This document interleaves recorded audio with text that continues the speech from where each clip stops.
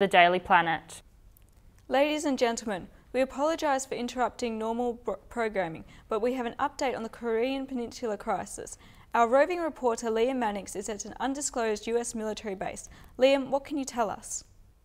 Hi Sione. We've just received word that North Korean fishing trawler has been surrounded by a fleet of South Korean naval ships on its course home.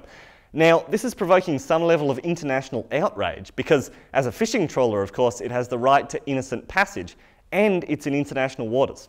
The South Koreans claim they believe the trawler is being used to transport nuclear materials. Japanese intelligence is believed to have provided this information to the South Koreans. Has there been any response from the North Koreans? Yes, there has. They've immediately denied the allegations by the South Koreans and the Japanese, calling them blatant lies, and have declared this as an ultimate act of aggression, warning the South that if they do not release the trawler immediately, they will face the full wrath of the DPRK. What about the US and China? Where do they stand on this? Well, interestingly enough, the Chinese, who have been somewhat subdued in their commentary over the Jumbuk, have come out heavily condemning the actions of the South Korean naval vessels.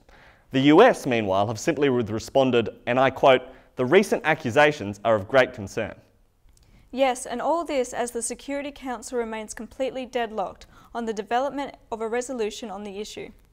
Indeed, it must be noted that while the Korean Peninsula had been on a high state of alert for much of the last 60 years, one US military official has noted that we are now entering deep, untested waters. Liam, are you saying there is a sense that all-out war is about to break out on the Korean Peninsula? Look, quite possibly, Sione.